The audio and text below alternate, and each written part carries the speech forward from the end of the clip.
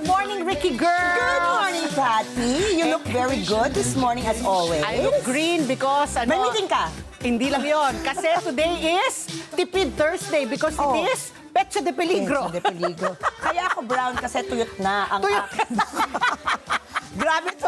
Ibig sabihin ang bank account, diba? Kaya petsa. Naghihingalo na. Naghihingalo na, yan. Ito, may share lang ako si Zed, yung isang PA natin. Pagdating ko kanina, nakaabang siya doon sa ATM. Sabi ko, Zed, bakit ka nandyan? Sabi ko, bukas pang sweldo. Kumbaga masyado kang maaga. Sabi niya, ma'am, chinecheck ko lang, baka meron eh. Wishful thinking. Wishful thinking. Si Zed talaga napakakakaibang karakter, Ibang no? klase talaga. Sabi ko, talaga, Petsa de Peligro pa kayo, bukas pa yan. Kaya ewan ko kung ilang oras pa siya magbababa dyan sa loob ng ATM. Baka wishful thinking nga siya. So ikaw naman, naka-green ka kasi manifesting. Ima-manifest ko na limpak-limpak na pera ang papasok. Green. Ikaw din wishful thinking. Wishful thinking. Lahat, yan, pati relo ko, berde, yung bracelet ko, green, meron rin green dito. Di ba? Fresh Lahat na green. Fresh. Kaya kahit di fresh ang bank account, fresh naman ang itsura. Okay na yon, di ba? Kaya nga kayo, mga misis, nako, bukas po nyo pa kulitin ang mga mister ninyo. Kasi bukas pa po, ipapasok ang sweldo ng mga mister. Kaya ngayon, magtipid-tipid muna. Alam mo, ang gusto kong February, kasi nga, ang ikli. Di ba? Hindi katulad ng January na 31 days. Di ba? Parang napakahaba ng January, di ba, Joy? May 31 days. Di ba? Ang hirap, ang tagal. At least ito, alam mong talagang, every 2 weeks, eksaktong 2 weeks, pasok ang sweldo. Oo nga, kaya nga. Pero alam ba, tila mo, February pa lang, pero ang dami na nangyari, hindi na sa Pilipinas, kuya sa buong mundo. Yung Epstein files sumabas. Ayan. Di ba? Tapos sa Estados Unidos, di ba? Gigirahin na yung Iran. Di ba? Parang ang daming nangyayari ngayon, Kaya dapat tumutok lang kayo dito po sa ASPN para updated kayo sa mga marites na hindi fake news. Dapat may batayan, di ba? Mga confirmed na mga balita, hindi ito fake news. Bawal ang fake news dito. Okay, so ipasa na natin ang ating magandang umaga dahil nga sabi nga natin, it is Tipid Thursday. Sa mga nakikinig po sa kanilang mga television sets o sa kanilang iPad o sa kanilang Facebook o YouTube o yung mga nakikinig po sa Radyo Aguila Jesse 62. Ayan, good morning! At thank you ulit kay Direk Jonald para sa aming malunggay na pandesal. Alam mo ba dahil dyan, siya yung number 1 na bibigyan ko ng regalo. Pag may dumating na okasyon, ano ba susunod na okasyon? Ano ba susunod na okasyon? Birthday niya Summer. siguro, summer. Direk Jonas, dahil binigyan mo ako ng bilbel dahil sa iyong mga Masarap pandesal. na. Kasi pag dinadala niya dito, mainit-init pa, di ba? Ito, choosy pa, binigyan na nga ng ay, masarap to, may butter. Hindi ka nalang nag-thank you. Nag-thank you naman ako, pero sabi ko, masasarap to may butter. May hirit pa Kaya bukas magdadala ka ng butter. Ako magdadala ng butter. Ako na Okay. sa patay. Patay. Sige. Liver, patay na. Reno lang. Reno! Okay, ito na po ang aming swabing pambungad po sa inyong Tipid Thursday ngayong umaga, February 26 na. Pumatok po, naku, ito na naman. Pag Tipid Thursday. Pumatok po sa ang mga pagkaing Pilipino po sa panlasa ng isang vlogger mula sa Sydney. So siya from Australia, Sydney, Australia. Nag-take out kasi siya, yan kung nanonood po kayo, nag-take out siya ng mga Filipino dishes sa isang Pinoy restaurant. Ng pangalan ay Latsa. Nasa Australia yan yung restaurant. No, it's here. It's here. Dito siya sa Latsa. Okay. So, una, sinubukan niya yung lumpiang Shanghai. Naku, diba? Lumpiang Shanghai, napakasarap niyan. Lalo na pag bagong pirito. Diba? Mainit, malutong. Tapos sasawsayan mo yan ng either ng chili sauce or ng suka. Chili sauce ako yan. Chili sauce Pwede ka. na ketchup ba? Banana ketchup? Ako, depende sa mood ko. Minsan chili sauce, minsan suka na may Suka, bawang. never ko pa try. Ay, masarap Unless yan. vegetable na, ano yung ubod ba? Hindi, yung toge. Toge, yan, masarap sa suka. So, ayan, di ba? So, yan ang unang tinikman niya. Tapos, yung pangalawa, favorite mo to. Favorite ko.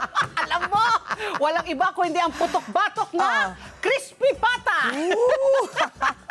Crispy pata po na sinawsaw sa suka. Oh. Ako naman gusto ko syempre may toyo, may kalamansi, may Yes. suka, may sili. Ah. Naku, yan ang masarap. Meron isang Obet, ano yung pangalan nun? Yung in-orderan namin last Friday lang ng crispy pata.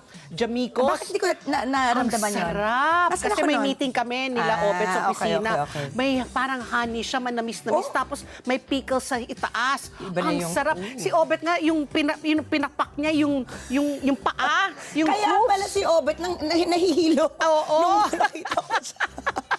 Di ba? Ang sarap talaga ng crispy pata. Talaga one of my favorite dishes yan. Eh yun, parang sarap na sarap to. Oo nga. Tapos kinagat niya malutong. Tapos, syempre, sinubukan niya next yung calamansi juice. Yan ang Calamansi ginawa niya juice? parang sorbet. Parang Oo, panglinis ng pang-cleanse ang palate. niya. Oo. O, di ba?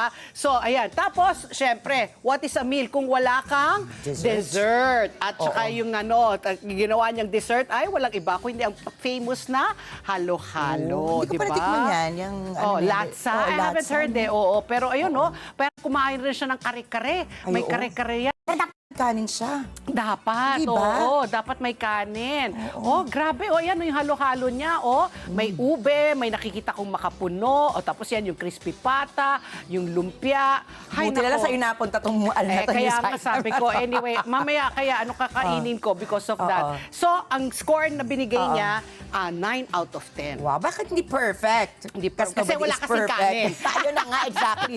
Kung may kanin yung perfect na yon. Perfect na yan. Okay. O, ikaw, ano yun? Kung nadaan po kayo sa naadaan? Daanan nyo. Nadaanan kayo. Nyo. Di ba? Mali eh. Kung naadaan kayo, Oo. Nagkulang. Okay. Kulang.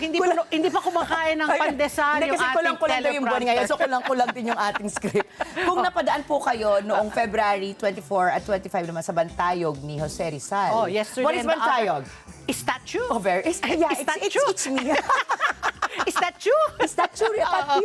Okay, Yes. mapapansin nyo ang inilawan na monumento ni Rizal ng dalawang kulay, dilaw at asul. Oh, na yellow isang and blue. panawagan para sa kapayapaan. Ang dalawang kulay po ay sumisimbolo sa bandila ng Ukraine bilang paggunita sa ika-4 na taon ng nagpapatuloy na sigalot sa kanilang bansa. 4 years na, 4 years, no? ang bilis ng Grabe, panahon, ang tagal na, no? Maaring malayo sa atin ang sigalot sa Ukraine, pero sa totoo lang ha, korektado tayong lahat dahil sa pangyayari niya. Yeah, because of that, di ba, nagtaas ang presyo ng gasolina, Tama. ng mga produktong Oo, petrolyo, and even for a while, mga grains, di ba? Oo. Although malayo, hindi naman tayo nag-i-import daw ng grains sa kanila. Pero worldwide, syempre, yung consumption na disrupt because of the war. So sana makahanap na ng paraan na mag-usap si Vladimir at saka si Putin para magkaayos Si na sila.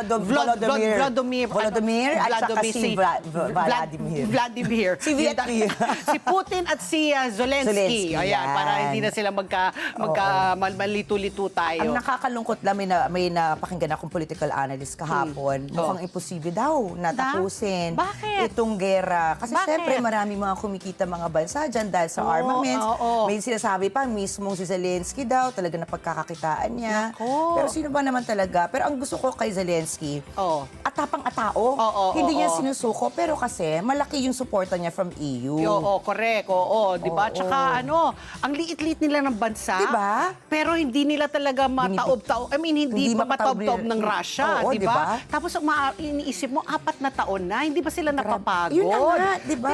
Dapat maski na papano, naubusan ka na ng mga sundalo. Tama. Oh, di ba? Naubusan ka na rin ng, kumbaga, Resources, ng no? resources mo, di ba? So Oo. sana po talaga kapayapaan. Sana there is a time na the whole world is at peace. Di ba kahit one day lang, ano? One day na. one day. Time out! Oo, Time di ba? out! Break muna, kahit dito sa Pilipinas, ano? Correct. Ay, Okay, Miss eto. Weather Girl, anong asahan natin ngayong Petsa de Peligro? Ito naman, ang sabi sa ating parang ito, magkaka-time out tayo sa malamig. Malungkot ka. Ako, masaya ako dito. Excited ako kasi ginawin po ako. Ang status po ng panahon ngayon natin ay makakaranas po rin ng maulap na himpapawid na may pag-ulan at pagkulog-pagkita sa Caraga, Northern Mindanao, Davao Oriental at Zamboanga del Norte. Habang may isolated rain showers or thunderstorms sa Metro Manila at sa natitirang bahagi ng bansa, epekto ng easterlies. Ang mahirap dito kapag pabugso-bugso lang yung humidity, no? Yung maalinsangan na. Correct. Kaya naman pinag-iingat po ng Pag-asa ang publiko sa posibleng flash floods at landslides dala ng thunderstorms. Samantala, makararanas tayo ng maximum temperature na 31.7 degrees mamaya alas 2 ng hapon. Majinit na. O, tinry namin ni Jovi minsan yan, mayroon kaming shoot sa labas. Sabi ko, alas 2 na, tingnan natin kung totoo yung 31.7. Totoo ba? Sakto lang. Sakto lang. Alam mo na ng Pag-asa. Lulubog naman po ang araw mamayang 6:03 ng hapon. Ayan. Hindi kasi minsan yung temperature na yan, kunyari parang sa Average lang. sa Botanical Garden, parang in a place, dun yun ang lang. minomonitor. So Oo. syempre yung mga heat index sa mga ibang lugar, nag-iiba, nagpa-fluctuate. Kasi lumabas kami talaga ng gusali ni Jovi. May thermometer Tingnan natin kang to. dala. Baka pinasok mo sa loob. Okay, ito naman Rica ang aking super panalo news ngayong Tipid Thursday. Ito po yung sa mga GSIS ng mga empleyado. Meron na pa kayong ginhawa na Go Up. Inulunsad ito syempre ng GSIS, ng Government Service Insurance System. Ito po isang mobile-based loan program na pwede i-apply direkta po sa mga may GSIS Touch App. Kaya wala na kayong pila at abot kaya ito. Nako, layunin nito na mas bigyan ng mga madaling access ang mga short-term cash, ang mga government workers at ilayo sila sa high-interest loans na nagdudulot po ng debt trap. Ayan, para wag na kayong uutang sa mga loan sharks. 'Di ba? Ito mababalang interest rate. So ito po sa ilalim po ng Ginhawa Go, pwede kang humugot, pwede kang mag-loan ng starting from 1,000 pesos hanggang 4,000. Ito yung mga short term at saka yung mga maliliit lang. Ayan. So it's payable in 30, 60 or 90 days. Pero kung kailangan mo ng mas malaki na puhunan o ng pera, 'di ba? Meron rin 'yan dahil pwede kang humiram ng 5,000 hanggang 50,000 pesos. Wow. At flexible rin yung terms. Merong 3 months, 6, 12, 18 or 24 months. So suportado ito ng Department of Finance, yung kanilang programa, itong Go Up, at mas praktikal po na option ito sa paghiram po sa mga nangangailangan ng pera. So kung short term o medyo longer po ang inyong kailangan po na panahon para mabayaran yon, ayan, sa GSIS Go Up na lang po kayo maghumiram. So ayan, syempre yung Presidente si Vic Veloso at kasama si DOF Secretary Frederick Go. Congratulations! Congratulations. Ayan, utang na tayo, pero hindi naman tayo government employee. Oo nga. Paano mo maging government employee? Oo nga, paano maging government employee? O, Diba? ikaw, Kaya yan, okay. at least, diba, kahit na medyo hindi gataasan ng sweldo ng ibang government Oo, at least mayroon employees, siyang, meron silang options. may options At sila. saka pwede ito sa mga pabahay, GSIS, no? GSIS na pag-ibig rin yata sila, Oo, di ba? pag-ibig Pero yan. I think they also have, I'm not Ayan, sure. so Oo. good news. job. Good news. Ayan Good po, news, ito naman, good job. Patpi, meron din ako.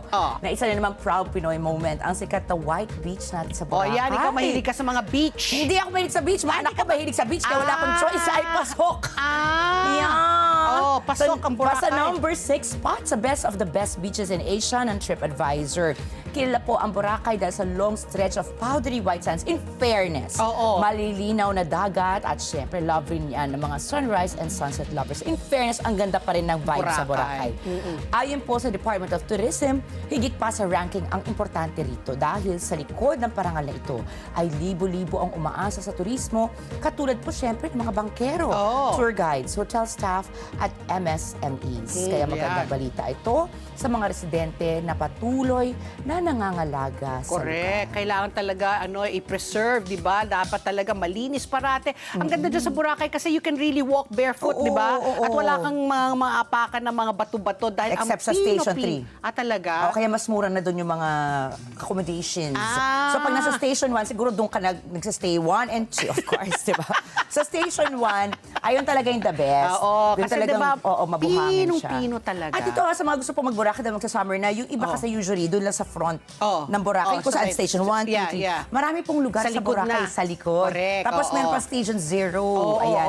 Pero yung sa likod, ayun yung balita ko, inalisan ng mga pogo. Kaya ngayon, napakalinis sa likod. Madami kayong masistayan doon. I-check nyo po.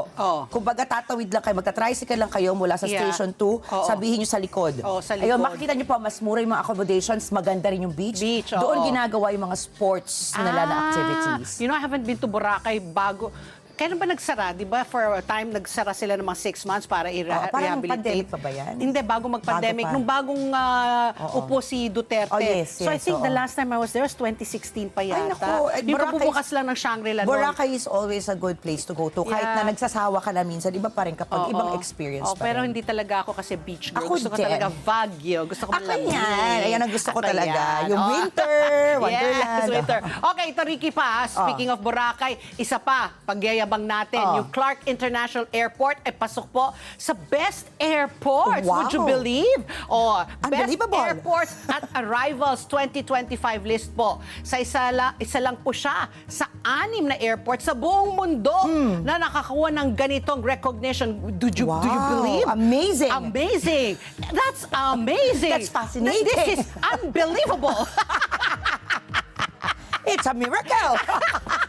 It's talaga parang kagulat-gulat di ba? Imagine from the worst airport tayo lagi nababalita sa mundo. Kasi naman ito sa Clark. I haven't been there. Ako din, Hindi ko pa nakikita yung sa Cebu. Ang ganda rin ng Cebu. Maganda rin ng Cebu. Parehong pareho yung mga contractors niyan mega wide, mega something.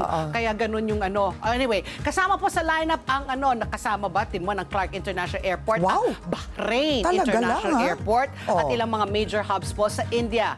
Ang parangal na po ay mula sa Airports Council Wow. International World. Aba, sa ilalim po ng Airport Service Quality Customer Experience Awards. Take note hindi ito base sa PR or marketing hype. Mga totoong pasahero po ang nag-rate. Wow. Sila po ang nag-rate dito at 700,000 travelers po sa buong mundo ang sumagot dyan sa survey na yan. So Wow. kumbaga, legit. Hindi ito legit binayaran. Hindi ito binayaran para manalo. Hindi mga troll. Hindi mga troll. So Oo. talagang may mga nag-survey talaga, 700,000 travelers. And ito nga, namukod-tangi ang Clark sa efficiency, comfort, syempre legit po na Filipino hospitality. Alam mo, dapat minsan, Pat, bumisita tayo dyan. Oo nga and it's very close, di ba? Very close, oo. I have a cousin, si Nina, she likes flying out of Clark kasi for her, it's closer kasi she Saan lives ba in sila nakatira? Quezon City, Ayala Heights, di ba? So mas malapit. Mas Sa malapit bagay, kaysa sa Kasi- pupunta siya oo. dito sa Parañaque, At saka sa mas mura Pasay. daw yung mga Flights pamasahe. from there, correct. Diba? Oo. Tapos kung ganyan, ay, balita ko lang din ha. Oo. Nasa World News din tayo dahil Oo. sa ito yung Bulacan Airport natin. Airport, yung It's sa San supposed to be Miguel. the biggest. Gonna be the biggest in the Biggest. world. Oh. So tingnan natin kung mag-umpisa na. Buhay Nag-umpisa pa na ba? kaya tayo? No? Will we still be alive in this lifetime? Sana naman. Okay, ito pa, another big flex po mula sa Clark International Airport. Meron silang green spot na aabangan po dyan. Kasi po, inanunsyo na po ng Clark International Airport Corporation na nalalapit na daw yung pagbubukas nila ng Clark Aviation Wow. Capital Picnic Grounds. Aba, may picnic area na rin sila na matatagpuan ganda. po yan sa kahabaan ng Hillpuyat Avenue, malapit rin po sa airport. Idinisenyo po ito bilang isang modern and inclusive na public park na layunin po maging go-to na recreational space para sa mga bisita at stakeholders po sa loob po ng Freeport Zone. Meron itong jogging at walking paths, may recreational at wellness facilities, isang amphitheater para po sa Wow. mga events at performances. Aba, Ang may ganda, pet ang park sosyal. pa para sa inyong mga fur Oo. babies at iba pang mga outdoor na activities po. So let's wait. Pag nabukas na yan, yung park na yan, punta Ayan, punta tayo. talaga. Punta Ang dami tayo nating doon. balak. Ang dami nating balak. Pero unahin ang natin kulang na kalayaan. lang natin ay budget. Good morning, CRV. Sabi ko, CRV, Pumasya tayo dyan sa park, tapos pumunta tayo sa airport, tapos sumakay na tayo ng Tama. aeroplano at umalis. Punta na tayo ng Boracay. Boracay. Sige. Okay, ito. Okay. Kailangan natin ito. Ayun, kailangan natin ng chiching. Apo, batay po sa huling post ng Central Bank, ng Bangko Sentral ng Pilipinas, nagsara po ang piso. Magandang balita po, kontra dolyar sa halagang 57 pesos and 51 centavos. Lumakas po ang ating piso kumpara po sa dolyar ng 24 centavos po. Kumpara po sa naging palitan nung Martes sa halagang 57 and 75 centavos. Narito naman po ang palitan po ng piso kumpara po sa mga ibang currency. Sa Japan yen, 37 centavos. Sa euro, 67 pesos and 96 centavos. Hong Kong dollar, 7 pesos 37 centavos. At ang Saudi Riyal, 15 pesos and 38 centavos. Ayan po ay ayon sa Bangko Sentral ng Pilipinas. Ayan, happy ka na dyan, hindi na 5757. Ay, oo, at least lumalakas na ng konti. Diba? Sana. May nagkwento nagkwento sa akin Oh, na isang ano kayo? bankero. Sabi niya... Bankero talaga? Oh, bankero Oh, talaga. okay. Sabi niya sa akin, Pat, relax ka lang. Magsisteady yan sa 57. Kasi nga, napakahina na ekonomiya. So, hindi Ayun na natin kailangan mag-export ng raw materials. Oo. So, lalakas ang piso. Kasi hindi tayo naglalabas ng dolyar. Parang good news pa yun o bad news? Sabi niya, good news yan kung gusto mong bumili ng dollar. Kung Sabi gusto niya. mo, di ba? Ay, Pero naku. syempre, for our mga exporters, Siyempre, hindi yung maganda. Oo, di ba? Pero ang sarap na pakinggan, ano? Halimbawa kung tayo ay mapunta ulit sa 55 pesos. Oo. Kahit 55 lang. 55? Kahit 55 Sige. man lang, 55. Sige. Ayun na natin. Ipupush natin yan. Ima-manifest natin Alam yan. mo, tuwing yung sinasabi mo, bumababa naman talaga, di ba? Pwede ba i-push mo na bumaba rin ang presyo ng gasolina? In the push. Alam mo, When naalala push mo yun? comes to shove. When push comes to shove, you go, push, in the bush. Pati, pwede bang sabihin mo naman, bumaba sana ang ating, Ano? hindi ang pamasahe, ang gasolina? Gasolina, Ang naku, ako taas, talaga, taas. grabe. Alam mo Oo. ngayon talaga, pag ako nagpapakarga, bakit Oo. ganun? Sabi ko, yung diesel tsaka gasolina, dikit Magkadikit na lang. Hindi katulad dati, kaya Oo. ako bumibili ng diesel na sasakyan Exactly. kasi 10 piso, di ba? Yung diferensya Yung niya, diferensya. di ba? Oo. Kunyari, 50 ang gasolina, 40 Oo. lang ang diesel. Oo. Aba, ngayon, para naglalaban-laban na sila, dikit, minsan sentimo na lang ang pagitan ng Pagitan, gasolina ano. sa diesel. Kaya hindi ko na ginagamit yung diesel ko na sasakyan. Ah. Meron akong hybrid, pero Oo. kailangan pa rin siya lagyan ng gasolina. Gasolina. Kaya Oo. dati, yung pag-iisip ng tao na, bili tayo ng diesel na sasakyan para talaga mas makatipid tayo. Hindi na totoo. Hindi na masyadong totoo, no? Oo. Okay, anyway, siksik kami ni Ricky. Siksik pa rin po. Ako lang ang siksik. Siya po hindi. Tintin po ito. Siksik na rin ako dahil kay Direk at saka kay Dante. Ako si Siksik, siya si Tintin. Okay, tatlong issues pa rin po ating tatalakayin ngayong umaga. Issue number 1, Tintin, Ricky girl. Ayon po sa mga pag-aaral, ang pamatagalang stress, ito na nga, Nako. pag-uusapan natin. Oo. Dulot ng problema sa pera ay pwede pala magdulot ng seryosong pinsala sa puso. Aray, sa puso. Naku, Oo. pinapabilis ito ang pagtanda ng cardiovascular system. Naku, bawal yan. Magpapataas ang panganib ng stroke at heart attack at nagdudulot ng mataas na blood pressure, Naku. inflammation at hindi maayos sa tibok ng puso. Lalo na kung naapektuhan din ang tulog, pagkain, ehersisyo, at access sa pagpapagamot. Kaya naman, alamin po natin at matuto tayo tungkol sa chronic financial stress bilang risk factor sa puso mula sa isang cardiologist at clinical associate professor at the UP College of Medicine, Dr. Jose Donato Donny Magno. Ayan, very timely tungkol sa Tipid Thursday, di ba? Oo, no? Talagang nakaka-apekto talaga, di ba? Pag lagi ka nag-iisip, naku, saan nakukuha ng pambayad para sa aking kuryente? Paano ko babayaran yung aking utang kay Aling Bebang, di ba? Yung mga ganun, it puts a strain talaga. So mamaya makinig po kayo, lalo na sa mga lagi pong kinakapos Problema, o problema sa pera. Ang issue number 2 naman po natin, nagpapatuloy po ang pre-trial confirmation hearings po ng dating Pangulong Rodrigo Duterte dyan po sa International Criminal Court sa The Hague, kung saan po ang prosecution na po ang magpipresenta ng mga ebidensya ngayong araw. Nauna na rito po, question po ng defense lawyer po na si Nicholas Kaufman ang kredibilidad at ebidensya ng prosecution. At inakusan po ang ICC Chief Prosecutor na si Karim Khan ng pagkiling. Di ba? Wala na nga siya, di ba? Tinanggal na siya si Karim Khan. Ayon po sa depensa, kinuha po sa labas ng konteksto ang mga talumpati po ni former President Duterte at hindi ito patunay ng pag-uudyok. Hyperbole lang daw at rhetoric, lahat ng mga sinabi ng ating dating Pangulo. Samantala, sa Pilipinas, nagkaroon naman po ng pagtatalo. Naku, talaga itong forever na lang. Talaga magkaaway si Senator Ping Lacson at si Senator Rodante Marcoleta tungkol sa kasaysayan po ng pag-aangkin ng Pilipinas sa Kalayaan Island Group sa Spratly Islands. So pag-usapan po natin yan, di ba? Lagi na lang nag-uumpugan yung dalawa, si Nagka-clash Senator sila, no? Ping at saka si Senator, sabi ni Senator Ping, hindi pa siya maka-move on. At tungkol kay Tomas Cloma, sabi naman ni Senator Marcoleta, hindi naman si Tomas Cloma ang nag-discover niyan eh. Di ba? Parang tapos tuloy, pati si Senator Loren Ayun na nga. Ligarda, di ba? Na rin siya. Naghumirit na rin. Humirit Pero na alam ba, mabuti si Sen Marcoleta, hindi inaway hindi nakipagtalastasan kay Senator Lauren. Nang sinabihan siya na, it's not too late to go back to school. Ano? Oy, sumagot si Senator Marcoleta. Bakit? Sabi niya, I'm willing to go back. Basta, As long as wala. Hindi daw included sa curriculum. Sumagot ulit si Senator Lauren. Sabi niya, when I was 20 plus years old, in the 80s, I interviewed him. Correct. So you cannot say that it's fake. Yes. Something like that to that effect. Correct. Pero tingnan mo na, gentleman pa rin naman si Senator Marcoleta. Ako, maski na ako matapang at katapat ko si Senator Legarda, tatahimik ko. Di ba parang principal ang dating? Di ba lagi parang nakaganon? Makuha ka sa isang tingin. Oo, di ba? Pero siya talagang chill lang si chill lang siya. Senator Lauren. At saka magkatabi sila. Di ba? Doon sa picture, magkatabi sila. Sabi niya, parang, tsaka ganun talaga si Senator Legarda. I think you should go back to school. Di ba? Ganun. Di ba? Medyo na-shock ako doon. Pero talaga, in fairness to Senator Marcoleta naman. First of all, Senator Legarda kasi babae.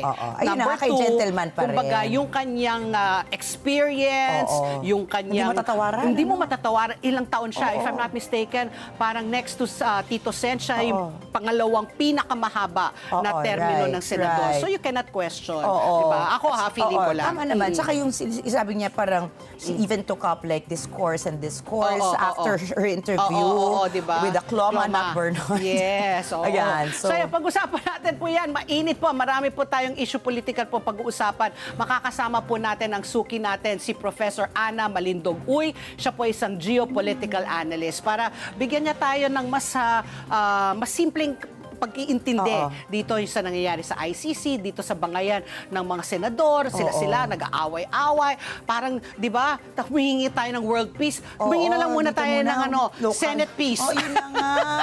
Pero maganda pa rin. Alam ba, I was thinking of that. Sabi ko, ang gulo-gulo, puro bangayan. Pero minsan, na-appreciate ko rin na nasa demokrasya tayo. At least meron tayong pagkakataon. Parang yung nangyari rally kahapon. Yung nangyari kahapon sa mga rally. Although hindi siya naging perfecto, ayun pa rin isa sa mga blessing ng Pilipinas. We still live in a democratic society. Okay. Ayan, ito. Third issue. Usapan nga natin kanina ang pagtaas ng presyo ng gasolina. Kasi syempre, pag tumataas yung presyo ng gasolina, tataas din yung ating pamasahe. Kaya formal nang nakipagpulong ang Land Transportation Franchising and Regulatory Board or LTFRB sa mga stakeholder ng Transport Network Vehicle Service or TNVS for short.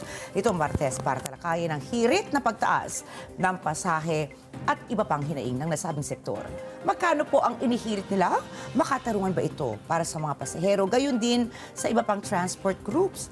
Alamin po natin mamaya kasama si June De Leon, ang presidente po ng Laban TNVS. Ayan po ang aming tatlong issues. Sasamahan niyo po kami ni Ricky hanggang alas 10 bago kami mag-commercial break. Ito po ang ating question of the day. Ito na nga, tila tinatanggap na po ng pamilya ni dating Pangulong Rodrigo Duterte ang posibilidad na hindi na makakabalik po dito sa ating bansa. Diba nagsabi na si Sara, parang hindi na kami umaasa na makakabalik pa si Tatay Digong.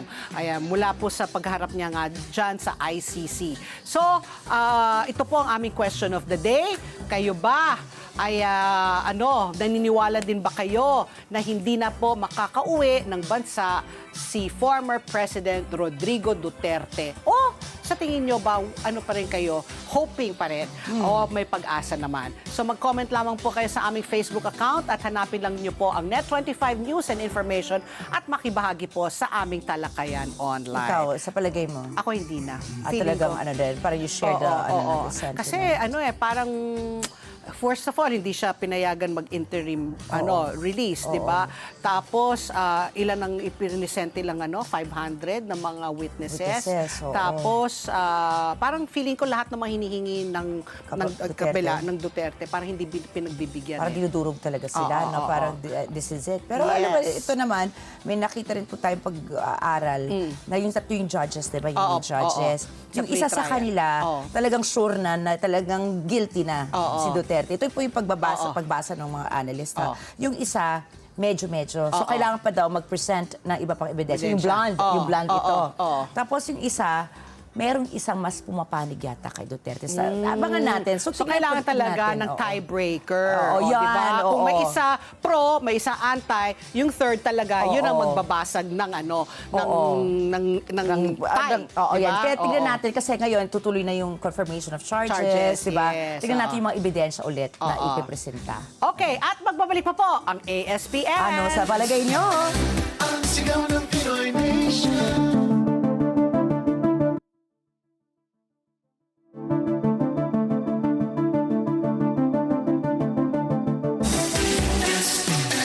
Ang sigaw ng Pinoy Nation. Alas 8:34 na po ng umaga, narito na po ang ating sinundang pangunahing news ngayong araw ng Thursday, Tipid Thursday, February 2026. Malacanang tinawag po na paulit-ulit na kasinungalingan ang mga inilahad ng 18 na nagpakilalang dating Marine, Tin Romualdez. Sinuportahan ng mga nagpakilalang dating sundalo ang testimonya ni Orly Gutesa sa Senate Blue Ribbon Committee nitong nakaraang taon na naghatid daw siya ng male-maletang pera sa ilang opisyal. Narito po ang pahayag ni Presidential Communications Office Undersecretary Claire Castro. Paulit-ulit na kasinungalingan laban sa Pangulo. Lousy script. Hindi pang award-winning. Hindi malinis. Siguro dapat malaman nyo kung sino ba yung may-ari ng sasakyan na siyang sumundo sa kanila matapos ang press briefing or press con nila. So, paulit-ulit na kasinungalingan.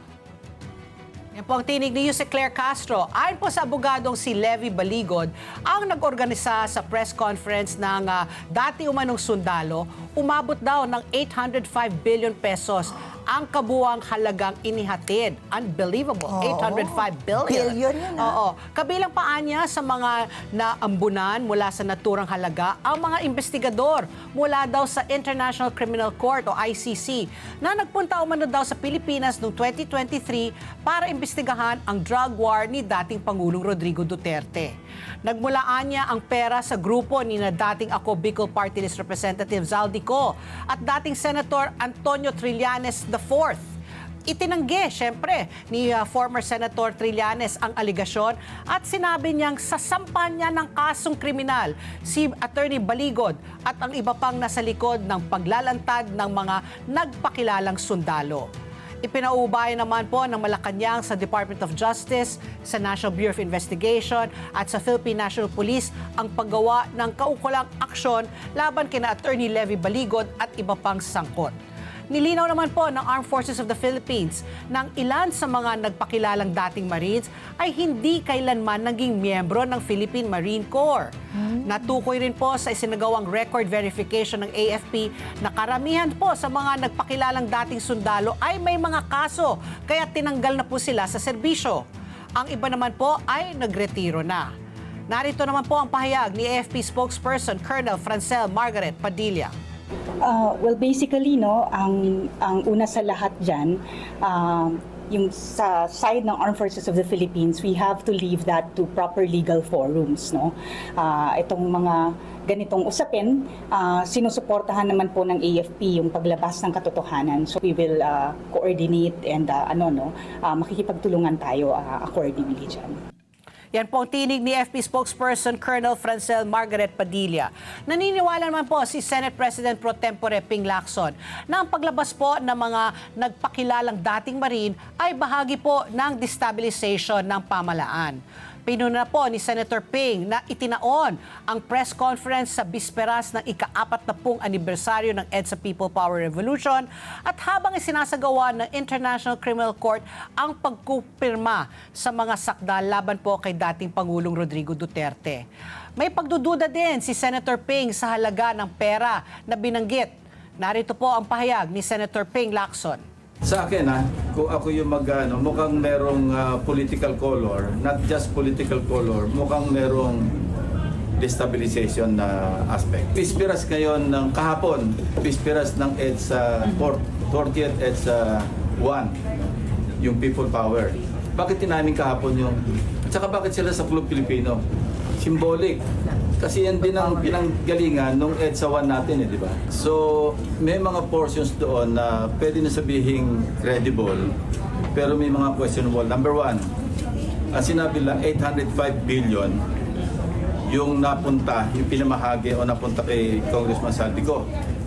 Well, from 2023 to 2025, ang total amount ng flood control projects, 1.13 trillion. So kung ang napunta kay Congressman Saldico allegedly 805, that's at least 70% of the total appropriations for the same period sa flood control projects. So puro ghost na yung nandun. Saan manggagaling yung napunta kay Bernardo? Saan ang napunta kay Alcantara?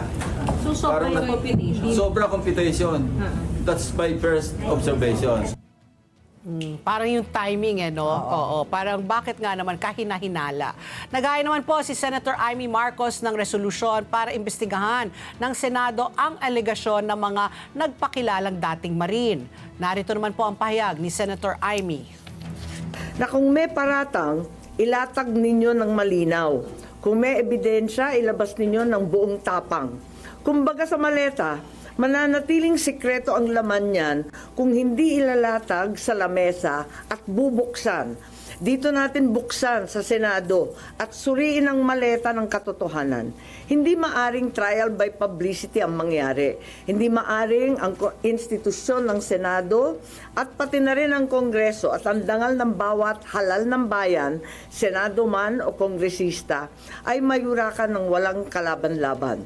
Batid ko na nagpahayag kayo na nais ninyong tayuan ang mga pahayag ninyo under oath. Yan din ang aking inaasahan at susubaybayan. Tama ang hakbang na yan upang maging opisyal ang lahat. And abangan ang susunod na kabanata. Grabe, no? Okay. Parang walang katapusan. Walang katapusan, kaya nga, grabe, sabi ko nga, peace na muna. Season 1, 2, 3, forever.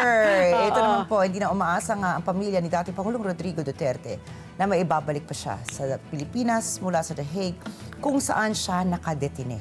Ayon po kay Vice Presidente Sara Duterte, hindi na nila pinag-uusapan ang tungkol sa pag-uwi ng kanilang ama. Para itong pahayag ni VP Sara. Makikita nyo doon sa statement niya sa court, ay sinasabi niya sa court na natanggap ko na posibleng dito ako mamatay sa kulungan ng ICC. Nandun yun, nakalagay sa statement niya sa court na nagsasabi na hindi siya attend sa mga hearings ng confirmation. Dismayado ang pamilya Duterte na hindi nila personal na masamahan ang dating Pangulo sa The Hague habang ginagawa ang confirmation of charges hearing sa kaso nito. Hindi po pinayagan ng International Criminal Court ang pagtangkap ng bisita para sa dating Pangulo para makatutok ito sa pagdinig. Pero ang dating Pangulo nanindigang hindi haharap sa mga pagdinig. Ipinarating na rin ni Duterte sa pre-trial Chamber 1 ng International Criminal Court ang kagustuhan niyang lumiban sa personal man o sa pamamagitan ng video conference sa review ng kanyang detensyon na mangyayari po bukas. Nakasalalay sa resulta ng detention review kung mananatili ba sa kustudiya ng korte si Duterte. Ayon po kay VP Sara, kumpiyansa naman sila sa abogado ng kanilang ama na si Attorney Nicholas Kaufman. Pinayuhan naman ni VP Sara sina Senator Bato de la Rosa at Bongo na maghanda na rin at kumuha na ng magagaling na abogado lalo at nababanggit ang kanilang mga pangalan sa pagdinig. Pinangalanan ng Office of the Prosecutor ng ICC sina de la Rosa at Go at maging ang ilang dating opisyal ng pamahalaan bilang mga kasabwat umano ni dating Pangulong Duterte sa pagpapatupad ng madugong war on drugs. Iginit po ng mga abogado ng mga biktima sa pre-trial chamber na hindi gera laban sa droga ang kampanya ng Administrasyong Duterte, kundi isang sistematikong pag-atake sa dignidad ng tao na krimen laban sa sangkatauhan sa ilalim ng road statute. Sadya umanong tinarget na naturang kampanya ang mga mahihirap na komunidad. Okay, at ang oras, alas 8:43 na po ng umaga. Sa aming pagbabalik, ito, makakausap na po natin si Dr. Jose Donato Donnie Magno. Siya po isang cardiologist para pag-usapan nga natin yung strain daw. Pag ikaw ay problema tungkol sa pera, nakakadagdag daw yan sa sakit sa puso. Yan pag-usapan natin sa pagbabalik po ng ASPN. Ano sa palagay niyo? Ang sigaw ng Pinoy Nation. Information and education. Oras, alas 8:46 na po ng umaga. At syempre may maganda po akong balita sa inyong lahat. Ngayon ang love, kahit malayo nakararating. Let Flash Express deliver what matters most this February. Get 23 pesos off on your first booking and start saving on your shipments today. Okay, at ang oras muli, alas 8:47 na po ng umaga at kasama na po natin sa linya ang napaka-cute, napaka-pogi, si Dr. Jose Donato Donnie Magno. Siya po isang cardiologist kayo mga babae, pag single kayo. Ewan ko, tanungin natin si Doc kung single. Mula po siya sa UP College. He's a clinical associate professor at the UP College of Medicine. Magandang umaga, Doc. Ikaw ba, Doc, ay single? Good morning, Pat. Good morning, Ricky. Magandang umaga sa inyong lahat sa mga tagapagsubaybay ng ESPN. By the way, Ricky, balik-bayan ako dito. I know. Time ko na dito so hindi ko alam ba't hindi pa sila nagsasawa sa akin. Hindi, pero teka, single ka pa muna, Doc, kasi linalako na kita sa mga single Ayan yung ladies. Doc, ayan yung in question natin this morning. Oo. First, are you single or are you taken? Ha? Happily tied. Happily tied. Oy, Okay, happily wala na. tied. Okay. So, Sorry. single ladies, forget it. Oo. Okay. So, because of that, ito po ang aming unang katanungan na lang sa iyo, Doc. Kasi may nabasa ako na hindi lang yung diet, Doc, kakulangan sa exercise, ang mga sanhi kung bakit po tayo nagkakaroon ng mga problema sa puso. Financial stress, yung lagi pinag-iisip kung ang pera, yung kakulangan ng pera, kung paano ibabudget ang pera, nakakadagdag din daw yan sa mga sakit sa puso. So, can you please walk us through, what are the effects of financial stress on our hearts? Yes, actually, napaka-timely ng topic natin and gusto ko sanang talakayin siya not just from a financial perspective, Ricky and Pat, kasi ang daming pinanggagalingan ng stress Hindi lang naman pera. Although actually, that's one of the most important ngayon, Marami na po mga pag-aaral na nagpakita na kapag ang isang tao ay sobrang stressed, para na rin siyang nagkaroon ng diabetes, para na rin siyang nagkaroon ng mataas na cholesterol. Na-prove na po yun sa mga pag-aaral and napaka-importante ngayon siguro na pansinin natin sino ang mga taong may mataas na stress level. Yan. So, talagang nakakadagdag ang mga stress. Yes, definitely. And tatanungin ko kayo ngayon, kayo ba stressed ngayon? Hindi, ako nagbibigay sa kanila sa Oo nga, stress. ako din. Huwag na, di ba? Nakakapangit ang stress. Pero gusto ko lang sabihin sa ating mga tagapakinig, ang stress naman ay part of life yan. Hindi mo pwedeng tanggalin yan. Ang pwede natin gawin siguro is i-modify natin how we handle stress. Kasi may mga bagay na pwede natin kontrolin at may mga bagay na wala tayong control. Di ba? Isipin nyo na lang, kunyari, yung problema sa pera, may control tayo dyan. Tayo mag-aral, tayo magtatrabaho. Pero may mga ibang bagay na wala naman tayong magagawa, pero napapastress tayo. Tama. Ibang bagay na sana tanggalin natin sa sistema natin kasi wala siyang maidudulot na mabuti. Okay. So, Doc, alam na po namin na cardiologist kayo at hindi psychologist or psychiatrist. But since magkaugnay po nga yung mga pag-iisip, yung stress po sa puso ng tao, meron po ba kayong practical tips po sa ating mga manood na sa stress? Sabi nyo nga, iwasan na lang yung stress. Paano po nila siguro papalitan ang kanilang perspektiba para hindi sila ma-stress? What is the change in perspective po? Yes, maganda yan. So actually, tama yung sinabi mo, Ricky, related naman ng heart health saka mental health. Pero yung pinakaunang practical tip ko is, alamin natin, di ba lahat tayo mahilig mag-rant? Tama, di ba? Bakit si ganito? Bakit yung ganitong Pangulo natin? Bakit yung ating gobyerno? Ranting ang tawag doon. Ranting is normal. Pero kung ikaw ay nagra-rant at wala namang nagiging mabuting epekto, ang tawag doon complaining. Yan, sa atin yan. Pero kung ikaw naman, kailangan mo mag-rant para maglabas ng sama ng loob, kailangan mo ng kaibigan. Venting ang tawag doon. Helpful for you yon. Kasi nailalabas mo siya. Pero kung ikaw ay nagra-rant at meron kang nagagawang maganda, nai-inspire mo yung mga tao sa paligid mo na gumawa ng mabuti. Yun yung magandang type of ranting. So, ang sinasuggest ko is kapag the next time we rant, isipin natin, meron ba akong magagawang mabuti dahil dito? Kasi kung wala, huwag na lang tayo mag-rant. Dahil nakaka-ubos ng energy yan by the way. So, from a medical perspective, kapag ikaw ay stressed, maraming lalabas na hormones dyan, stress hormones, Ricky and Pat. Cortisol, adrenaline. Itong mga dalawang bagay na yan, pag tumaas yan, ang daming effect sa katawan ng tao. Pero Doc, yung financial stress, paano yan nagkakaiba sa mga ibang stress, Whether it's physical stress, emotional stress, are there different kinds of stresses? So itong financial stress ba, meron ba siyang mga ibang katangingan compared sa mga ibang mga stress factors? Yes, tama. Medyo unique yan, Pat, no? Kasi kapag financially stressed ka, bukod sa marami ka ng problema, wala ka pang kapasidad na gumastos para ma-fix yung problem. So, we know for a fact na ang dami natin mga kababayan talaga financially stressed. No? So, napaka-importante siguro unang-una is alamin ng tao kung ano ba yung mga pwede natin kontrolin. Definitely medical.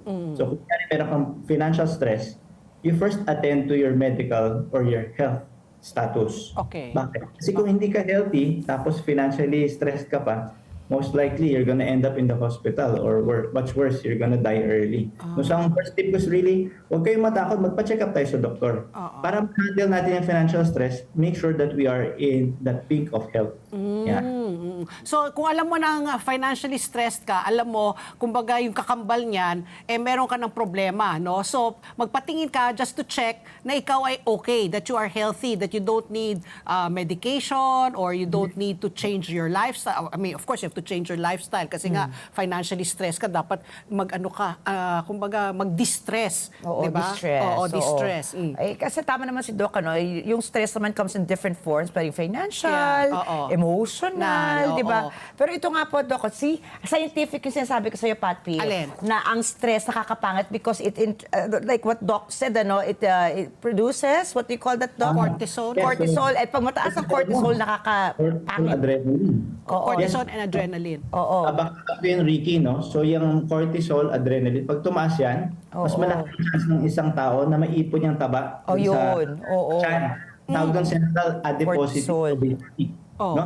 Tapos bibilis yung tibok ng puso, tapos mag-age agad yung skin mo, tapos masisira yung mga ugat, sisira siya, magkaka-high blood ka. Sunod-sunod na lahat yan eh. So yung people who are less stressed, the people who live in Japan, no?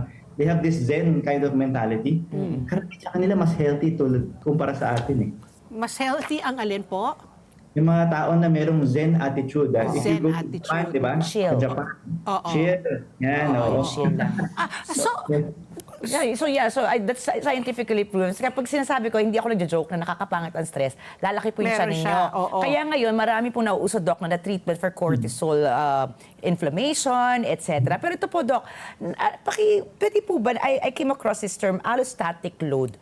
What is allostatic load? Kasi ang alam ko po, this is directly connected to the stress levels. And this is quite alarming because apparently kapag po nagkaroon ng allostatic load ang isang pasyente, pwede pala siyang magkaroon ng heart condition na walang symptoms. Can you please walk us through what Yes, it very is? technical term yan, Ricky. So, ang bottom line, ang kailangan natin maintindihan, stress in itself has medical impact. No? So kung in simple terms, pag sinabing load, may additional burden yan in terms of yung functioning ng heart, ng ating hemodynamic system, blood pressure, pulse rate, and everything. No? Pero ang napaka-importante is kailangan hindi natin i-treat yung stress itself. We need to first find the medical root, the problem. Kasi baka sabihin lang natin, uy, nasi-stress ka lang naman, mare or pare. Iinom mo na lang yan or mag-relax ka lang. We need to make sure first that there's no biologic problem that needs to be fixed. No? And that being said, that's why you need to see your doctor even if you don't have any symptoms. The best time to see the doctor is when you feel anything kasi by the time you feel something, you're gonna spend more because treatment, you need diagnostics and all these things. Yan. So the answer to that is a regular check-up, no? If you're saying you don't have to feel anything, kumbaga it's better to see the doctor before you feel something. So ang sagot dyan is regular check-up. Annual ho ba yan? Lalo na anong mga kaedaran ang nakikita nyo, Doc, na nagiging problematic na sila pagdating po sa pera. May edad po ba yan? Or you see it now even in kids as early as in their 20s who are suffering na rin from financial stress?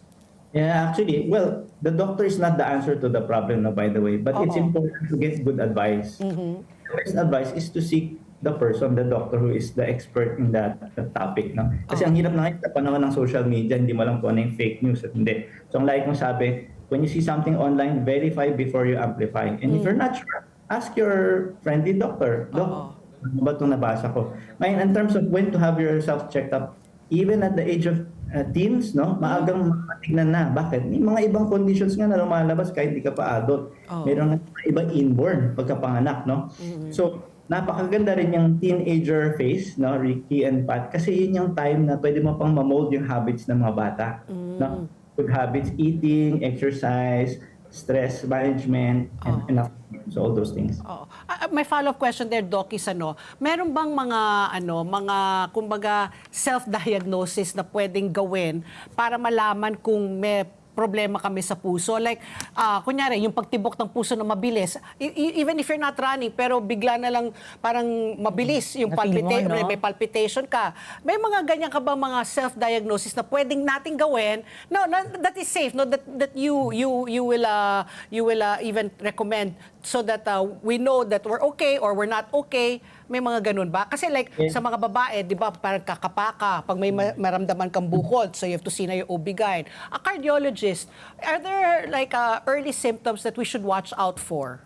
Oh, definitely. I advocate definitely patient-based recognition of disease. Ibig sabihin, kahit ikaw ay hindi doktor, kung may nasa-sense ka na hindi maganda, yun yung trigger para pumunta ka for check-up. So ano yung mga, obviously, if you feel some chest discomfort or pain, yan, hinihingal ka, madali ka mapagod, or nakaupo ka lang nanonood ng TV, tapos sobrang bilis ng tibok, no? Palpitation. Yung resting heart rate mo mabilis. So that is probably a clue that something's not going well in terms of your heart. So the next thing to do, of course, get yourself checked. Before the doctor, what you can do, siguro get a blood pressure monitor, check mo yung BP mo, makikita mo yung pulse rate. Yung mga pasyente ngayon, very advanced na, meron na sila mga smartwatches, di ba? So okay yun. At least that will be the basis to see a doctor, not the basis to diagnose. Ayan. Ako naman po, Doc, halimbawa, merong magkapareho po ng stress level. Halimbawa, si Patty at ako, pareho kami ng stress level. Pero magkaiba po kami ng edad. Is there such a thing as a biological age for the heart? May comparison po ba yun? Or the same lang? And for me, this is important kasi paano po namin iti-treat, for example, yung stress level niya sa stress level ko? Ganda ng tanong mo, Ricky. No? So, meron nga tinatawag na chronologic age at saka biologic age. Chronologic age is ilang taon ka na ngayon based on the calendar. So, yung biologic is how your cells are behaving. No? So, pero may pangatlong age akong tinatawag yung social age. No? Yung sabi niya, mukhang bata siya. What age is that, Doc? Bata, mukha daw Social siya. age, how people perceive you. Kanya sabi, Doc, mukhang bata ka pa, no? Pero actually, chronologically, matanda na ako. Pero ang mas importante is, how is the biologic age? Ibig sabihin, kahit mukhang bata ka, pero inside, yung mga ugat mo pala, yung mga cells mo matanda na. So there is a way actually to check that. So may mga tests yung mga doctor. No? And then to answer your question, Ricky, how do you handle stress? Magkaibang handling ng stress definitely of someone who's older or younger, someone who is more experienced. So if let's say, Patty is more experienced and sanay na siya sa mga pasakit at sa mga karamdaman. Siguro meron na siya mga systems in place to handle stress. Compared to someone who's young, who has not had any experience or expertise, pag na-stress siya ng first time, para ang tindi ng effect, di ba? Yung mga bata ngayon, para ang hihina ng loob, sabi, gusto ko na mag-quit, ayaw ko na, na tayo. Yes. Oh, very interesting. Ako, Doc, buti na lang nakausap ka namin para at least ngayon nga sabi mo you're advocating yung patient-based na yung ikaw na mismo, basta nakaramdam ka ng palpitation, basta na nakaupo ka, 'di ba? Tapos hinahihingal ka kaagad. Time for you to see already, Doc Magno. So any last tips before we let you go po, Doc? Yes. Meron akong babanggitin dahil Heart Month ngayon. February, correct. Oo, meron pa. Heartbreak from heartache.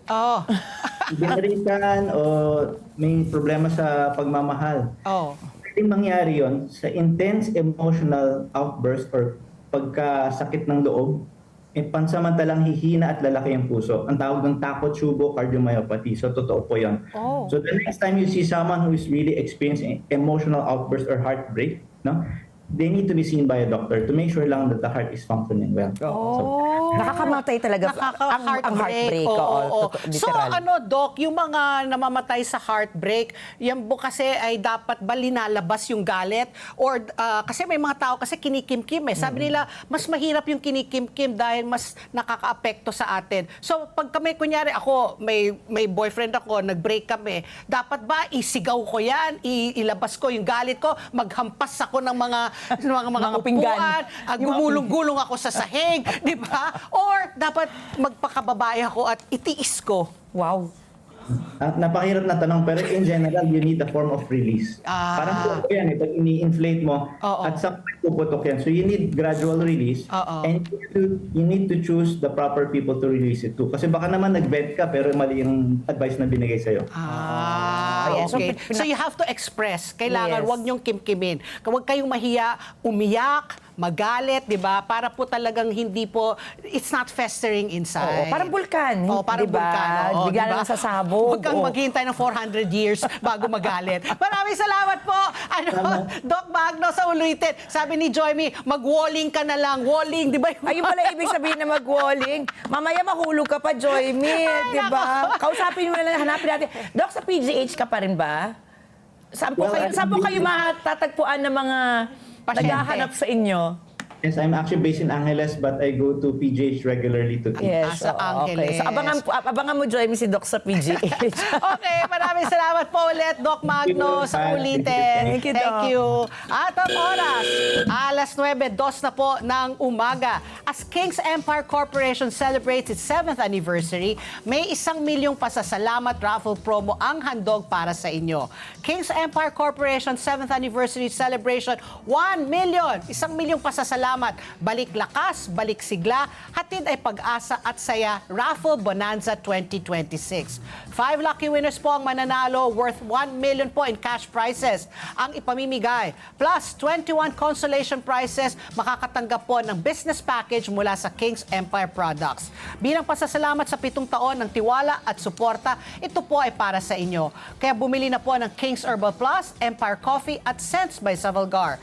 Promo runs from March 3 to November 30 with a grand draw on December 8, 2026. Para po sa karagdagang katanungan, bisitahin lang po ang kanilang official Facebook page, REH, King's Empire Corporation o ang King's Herbal Plus.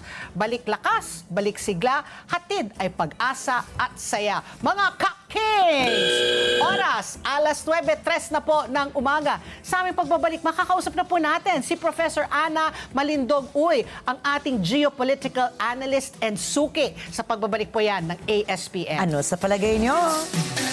Ang sigaw ng Pinoy Nation. Information and education. Alas 9:06 na po ng umaga at kasama na po natin sa linya si Professor Ana Malindog Uy, ang ating suking geopolitical analyst. Magandang umaga po, Prof, and welcome back po sa ASPN. Good morning po. Good morning, Magandang ma'am. umaga, Pat, Enrique, and thank you so much for inviting me to your program this morning. Ayan. Maraming salamat. Oo, always a pleasure having you po, Prof. Ito po, let's start first, local news muna tayo. Ano po masasabi niyo po sa bangayan po ng ating dalawang mga senador, no? Sabi nga namin ni Ricky, sana naman may peace, maski na sa Senado lang muna. Si Senator Ping Lacson, katunggali pa natin, sila nagbabangayan ni Senator Marcoleta.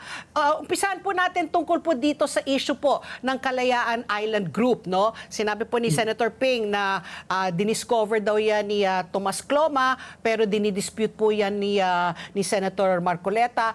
Ano sa inyo po, sa palagay niyo po, sino ba talaga ang may-ari o ano ba talaga yung kasaysayan po ng Kalayaan Island Group? Kasi ang komento ko lang dyan especially kay Senator Lacson, kasi nababasa ko yung kanyang mga statement. Kung gusto niyang i-dispute si Senator Marcoleta, I think it would be good for him to present his own narrative with facts. At the same time, hindi yung mga sound bites. Kasi usually, ang nababasa ko, it's more about sound bites na sinasabi niya na mali si Senator Marcoleta, fake news, ganyan-ganyan. But you have to back it up with something credible when it comes to facts. Kasi ang maganda naman kay Senator Marcoleta, pag nagsasalita siya, marami siyang sinasabi na mga nasa site ng mga materials, and at the same time, meron talaga siyang mga dalam. Nung una nga, pati mga mapa, may mga dala siya, na nagpipresent talaga siya. Yung narrative niya is back up with something na, may facts siya, may material siya na dinadala. Mahirap kasi yung sound bites to criticize a senator like Senator Marcoleta. Kasi, ang alam ko kay Senator Marcoleta, before yan magsalita, nag-research muna yan at saka may mga backup na mga materials yan. Now, when you really look at it, may ground ang kanyang argument. So, yun. On the other hand, sa KIG na usapan, ano yan it's a disputed, in a way, the narrative is disputed in as far as other countries is concerned. Tapos, on the other hand, ang pinag-uusapan kasi sa KIG is dalawang aspeto nga. Una, ang tinatawag mong yung claim natin na EEZ or Exclusive Economic Zone. On the other hand, yung claim din na tinatawag na sovereignty or territorial sovereignty. So, dalawang aspeto yan na kung saan pag present mo siya, i-explain mo yung regime of islands kung ang EEZ ang ang kiniklaim mo, and that would be under UNCLOS. Pero pag tinawag mo kasi na ang claim mo is territorial sovereignty, ibig sabihin pag-aari natin yan, that's a different story. So kailangan mong i-trace ang historical background yan, especially sa akin kasi hindi na natin dapat pumunta dun sa ancient time or before the conceptualization of the Philippines as a nation state. I think mas magandang tignan kung saan nagsimula yung claim, nagsimula yung claim ng Pilipinas na may kinalaman sa territorial sovereignty. Kasi yun ang original na claim ng Pilipinas sa KIG sa panahon ni Marcos Sr. At bakit natin sinasabi na atin yan? Para malinaw. On the other hand, yung EEZ naman is a different issue na tignan kung bakit kiniklaim mo siya as EEZ based naman sa UNCLOS. Kasi kung pagsasamahin mo yung dalawa, malilito ang mga tao at even si Senator Lacson, I think, malilito siya on that. At saka, kung aaralin mo naman ang history from ancient time until now, you have to look at the history of the whole South China Sea islands para maintindihan mo siya. I have a book on that. I can actually share it with them if they want. Because, there's a book on it. And even, kasi masalimuot yan at may tinatawag kang ancient history of the South China Sea. You have what you call the modern history of South China Sea. So malalim na usapan yan. Kasi kung titignan mo, kung ang ancient history ng South China Sea ang pagbabasihan mo, the Chinese will claim na sila ang una dyan. Yun So, medyo malalim ang usapan na sa akin lang, kung halimbawa, they would have a debate in the Senate or in public, si Senator Marcoleta at saka si Senator Lacson, which is, for me, a welcome thing. Sana, ako na magdebate kasi mas maganda yun Ang kaso, before, kapag nagpipresent ka ng argument mo, it should be backed up with some facts and materials that will prove na may sinasabi ka. Kasi kung sasabihin lang ni Senator Lacson na fake ang sinasabi ni Senator Marcoleta without showing why, that's another issue. So Professor, just a follow-up, ito pong sabi nyo nga, kailangan backed with evidence. In the early 1970s, Clomas territory was annexed by the Philippines in 1974. Na he sold the rights nga to the Philippine government for 1 peso. And in fact, President Marcos Sr. Acknowledged this with the Presidential Decree number 1596 in 1978. This is not enough. This is not enough evidence. No, it's not enough. It is not enough to lay claim on KIG. For laying claim, I think for laying claim that can be used as a basis for laying claim. However, if you really look at the history beyond that, kasi ang existence ng South China Sea issue hindi naman nag-umpisa sa 1970 Before 1970, hindi siya matunog na issue, pero if you look at other claimant states, nakiklaim na sila. Kaya nga, diba, even the ROC, sa China na side, 1949 pa, mayroon na silang sinasabing mapa na to certain extent, some parts of the South China Sea is parang part ng territory ng China. On the other hand, Vietnam, before pa ng tinatawag mong decolonization, during the time na they were invaded and they were under the subjugation of the French. After the French, after they become independent from the French colonization, sinasabi din nila na some parts of it, which is overlapping sa atin, kanila. So, hindi mo pwedeng, kung ang history ang pagbabasihan mo, hindi lang yung claim natin, you have to trace it back even before, even ancient time. Pero, if you talk about our claim to KIG, and some when you talk about territorial, kasi territorial ang ating original na claim mo talaga sa KIG is territorial sovereignty. Ibig sabihin that is part of our territory. You have to go back to PD 1596, and that was during the 1970 and that was during the time Marcos Jr. Diyan talaga Senior. nag-umpisa yan. Oo, oo, So oo. yun yung dapat mong i-trace, and then from there, you look at the international tinatawag mong international laws and even international way of claiming it. And one of that nga, ang tinatawag na tawag nito, occupation. Yung effective occupation. Na Yun. inoccupy mo yan Oo. ng matagal na, Oo. nagkaroon ka ng tinatawag mong munisipyo, may batas ka dyan na local, at wala naman so far at the moment nagko-contest na sa kanila. Doon may nagko-contest na sa kanila yan, ikaw ang nandyan, at matagal ka na dyan. At saka, yun yung ano natin yun yung pinakamalakas na basis, supposedly, ng claim natin sa KIG when you talk about territorial sovereignty. However, may problema nga dyan, yun ang dinidebate ni Senator Marcoleta na sinasabi niyang itong si Carpio may pananagutan. Precisely because ang PD 5096 ay wala na. Kasi na ano yan na supersede yan ng tinatawag mong baseline law.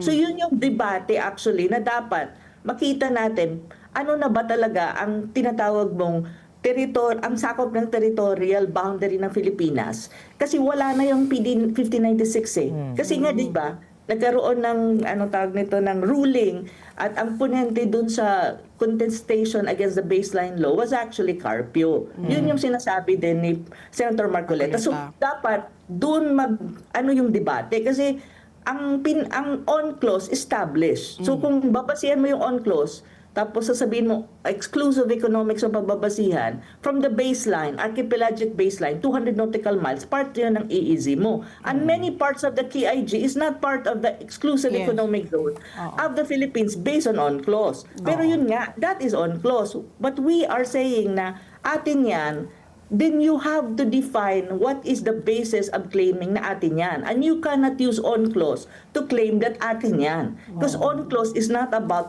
territorial sovereignty. So yun yung masalimuot dyan na magandang i-debate yan actually in public for public information. At saka para mawala na yung disinformation and misinformation na kumakalat sa Pilipinas na ginagamit ng mga politiko, especially yung tatakbo sa 2028, na sinasabi nila na atin yan, saying something without even proving how would you claim na sa'yo yan when in fact disputed yan as far as other claimant states are concerned and as far as international community is concerned. Kasi we can say atin based on our basis. However, other countries says it's not yours, it's ours. And the whole international community acknowledge that that area is disputed. Kasi one thing din na kailangan mo for you to have the so-called legitimacy na sa'yo yan is for the international community to recognize na sa'yo yan. Okay, But Prof. you need to prove it. All right, Prof. Ano ko lang po kayo, sa kaalaman lang po, siguro first things first, we have to lay it down na ang PD or Presidential Decree 1596, sa kaalaman po ng ating mga taga-subaybay, it was what institutionalized the kalayaan claim, no? Ayun po, let's say it down po muna. Pero ito po, I'm sure po, ang daming sumasakit ang banks na sa usapin na ito because even you yourself said so, magsalimuot po yan We have to consider historical facts, marami pong naratibo, claims. But alam ko po na talagang ito po na pag-aralan nyo na. So, if we stop skirting around the issue, may claim po ba tayo, yes or no? Ano po ang claim natin sa Kalayaan Group of Islands for once and for all? Para po sa inyo, without skirting around the issue, do we have a claim on it? Based on your political standpoint, based on your professional standpoint po. Para po sa kalaman po ng namin mga taga-subaybay lang, di ba? Yung mga ordinaryong Pilipino, ang dami po natin kino-consider, sumasakit na yung banks namin. Yes or no? Meron po ba tayong claim dito? Kung ang pag-uusapan natin is territorial claim sa claim ang hindi ko I'll be very careful about this. Claim, kung may claim tayo to territorial sovereignty in KIG and based on effective occupation since 1971, and then you have already the municipality of Kalayaan, may mga tao naman dyan, and kung yun lang ang pag-uusapan, yes, we do have a claim in that area. However, claim yun. Yun nga sinasabi ko lagi, it's a claim. So we need to strengthen the claim so that we can say na in a matter of time, kapag dumating na tayo dun sa point na kailangan na yan i-adjudicate halimbawa ng IC, ng International Court of Justice, so idadalhin natin yan, mayroon tayong laban. So kailangan din, at ngayon naman naglabas ata ang NAMRIA ng mapa Oo. So that is also another document that will prove that will support our claim. Yes, we do have a claim. But that is territorial sovereignty, ha. Hindi siya on-clause based. Yun ang malinaw. Kasi rin with this dispute happening, no, parang doesn't it also weaken our stand? Kasi parang every time, now ako personally, parang I always just assume, no, na sa atin talaga yan. Kasi nga, yun ang pagkapanahon na, yun yung parang na, exposed to that news. And then now, it's being questioned by a senator also. So parang, doesn't that weaken our stand also, na imbis na parang, sa atin na yan, parang bigla, tayo, diba? Unified tayo, tapos bigla ngayon, nagiging divisive na yung issue. So, pag iakyat natin yan sa international court, baka sabihin, kayo, you cannot even settle it amongst yourselves. Eh di, sige, let's that again, that's up again for discussion. Siguro po to follow up on Pat P's question, siguro ang tanong ko rin dyan, gaano po nito na-apekto ng diplomatic posture nga natin, kung halimbawa, mismo yung senador natin, iba-iba yung naratibo. Ang masasabi ko kasi, first and foremost, importante, ang una-una is importanteng maintindihan ng mga kababayan natin yung argument na una, ihiwalay nila yung tinatawag mong claim to EEZ, which is based on clause, at claim to territorial sovereignty para malinaw. On the other hand, pagdating na, kasi dapat linawin yan para alam natin kung saan tayo tumatayo. Kasi ang mahirap dyan, contested nga ang area. The whole South China Sea actually is contested. Hindi lang naman yung area na yan.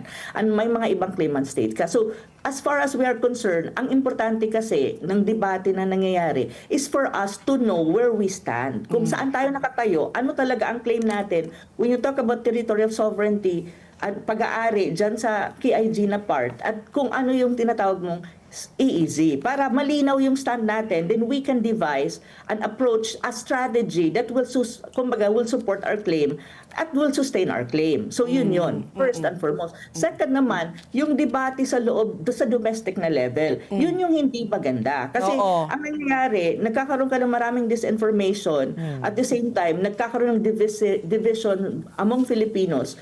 Kasi ang hindi ko lang gusto doon is okay lang naman magdebate as long as it's not being politicized. The problem is there are politicians in the country using the issue first and foremost to be a weapon against China. Kasi China ang focus eh.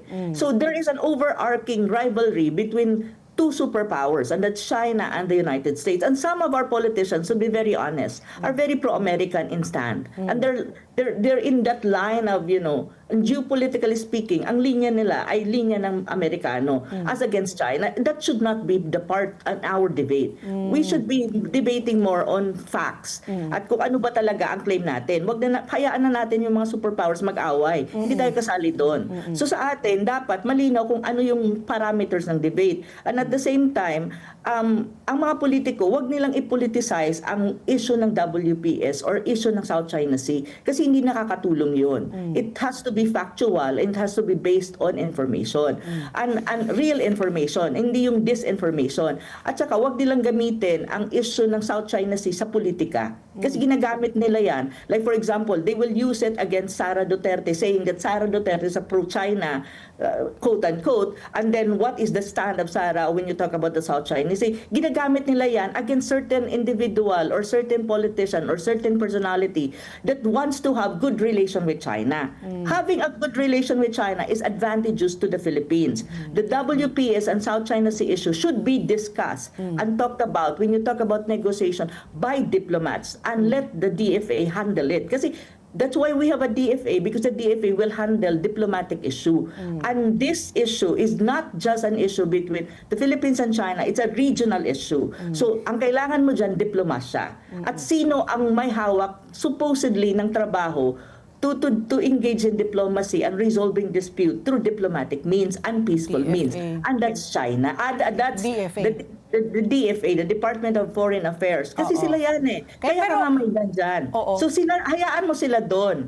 Makipag-negotiate sa China, sa Vietnam, at yung mga critical and sensitive issue that will have a military escalation. Kasi ang pinaka-importante kasi na maintindihan, kapag pinoloticize mo siya, tapos ginamitan mo na yan ng mga bravado coming from the AFP na, we're ready. If ang Pilipinas lulusubin, blah, blah, blah. That's already a military issue. And there's and it will maybe create some kind of military escalation, which is not good. Kasi as far as we're concerned, we're peace-loving people, Filipinos. We don't want war. Pero Professor, Kasi yun yung pinaka-importante doon. I mean, as much as I'd really like to subscribe to that, no, unfortunately, the West Philippine Sea is really a highly political issue, no, na talagang everybody wants, they have something to say, especially sa Senado, no, doon nagkakabayan. But my last question po, what do you have to say why Senator Marcoleta wants to remove po, no, yung kanyang sinabi na we can give up the KIG? Pinapatanggal niya po ito doon po sa sa minutes doon po sa naging hearing. What is the reason why should it be removed? Was he taken out of context? Was he taken out of context 'yon. Hindi 'yun yung ibig sabihin ni Senator Marcoleta. I think it was I am not sure paano naging ganoon ang notation doon sa transcript ng Senate hearing na yon. Kasi I listened to him. Hindi naman yon ang intention na sinasabi niya, wag na natin i-claim ang KIG or tanggalin na natin yung claim natin sa KIG. Hindi yon. Ang sinasabi lang niya, linawin natin kung ano ang claim natin sa KIG at ano yung claim mo dyan sa on-clause, based on on-clause on EEZ, para malinaw at alam natin kung paano natin i-strengthen yung claim natin to territorial sovereignty. So, malinaw. Ang nangyari kasi dyan sa transcript na yan is parang hindi out of context siya at hindi kinuha yung buo niyang statement at hindi inanalyze anong ibig niya sabihin. Even it was very clear for me na hindi niya sinasabi ni Senator Marcoleta na, hoy, wag na nating i-claim yung KIG based on territorial claim natin. Hindi yun. Ang sinasabi lang niya, okay, kung ito yung claim mo sa KIG, kailangan natin linawin kung ano yung basis ng claim mo para ma-support natin yung claim mo at ma-approach natin at para masusugan natin yung claim natin. Kung ang EEZ ang claim mo, mag-ingat ka dyan. Kasi kapag EEZ ang claim mo, hindi yan, labas yan sa EEZ natin. Yun yung malinaw. He was trying to make a distinction of the two bases of claiming. When you talk about EEZ, when you talk about territorial sovereignty, kaya nga gusto niyang linawin. Pero ang nangyari ata, parang hindi nakuha yung context, hindi naintindihan yung kanyang sinasabi. I don't know how they put it together, yung transcript, na gusto, na sinabi na, parang na-conclude na gusto ni Marcoleta na huwag na tayong mag-claim. No, it was not like that. From the very start, it was never like that. Kasi alam mo, ang pagsasalita ni Senator Marcoleta sa issue na to, hindi lang ngayon na senador na siya. Even before, kongresista pa siya, he was already speaking about these things and presenting factual information and factual narrative about this issue. So, kung titignan mo ang history ni Senator Marcoleta on this issue, malinaw yung stand niya. Hindi niya sinasabi na i-give up mo yung claim sa KIG. Ang sinasabi lang niya, linawin mo kung ano yung basis ng claim mo para malaman natin paano natin susuportahan at i-strengthen yung claim na yan. Ngunit, wag mong pag-jumble-jumblein or gawin mong chapsuy na ang EEZ at territorial sovereignty claim mo, pinagsama mo kasi mali nga yan, kasi magkaiba nga yung basis. As far as on-clause is concerned, you cannot claim territorial sovereignty over any feature if you use on-clause, because on-clause is not the instrument that you can use to claim sovereignty. Well, you know what, sabi nga nila, di ba, a healthy debate always is a healthy sign of a working democracy. Yes. So, ayun naman That's sabi ko correct. lagi, we have to be grateful that we live in a democratic country. Okay, Professor, you have to come back kasi we only touched on one topic. Oo, We wanted to talk to you pa about the ICC, the current yes. So, maybe after the hearing tomorrow, maybe next week we can ask you to come back to sum up, what happened during the pre-trial hearing po. Confirmation of charges pa lang po yan. So, babalik po kayo, Professor. Maraming salamat po for taking time and being very passionate about, distinguishing between territorial sovereignty and yung sa UNCLOS, yung ating EEZ. Ayan po. Maraming salamat po muli kay Professor Ana Malindog Uy. Thank you po. Thank you so much. Thank you so much. At ang oras, alas 9:28 na po ng umaga. Sa aming pagbabalik, makakausap naman po natin si June De Leon. Siya po ang presidente po ng Laban Transport Network Vehicle Service o TNVS Yes, dito nga yung nag-aapila sila ng taas presyo. Sa pagbabalik po yan ng ASPN. Ano sa palagay niyo? Ang sigaw ng Pinoy Nation. Alas 9:31 na po ng umaga. Tuloy-tuloy pa rin ang ating pagbabalita. Naninindigan ang mga civil society group na gumitna sa ika-4 na pong EDSA People Power Revolution kahapon na si Pangulong Ferdinand Marcos Jr. na dapat ang kahuli-huliang mula sa pamilya Marcos ang tatayong Pangulo ng bansa. Nanawagan sila para sa agarang pagpasa ng isang anti-political dynasty bill.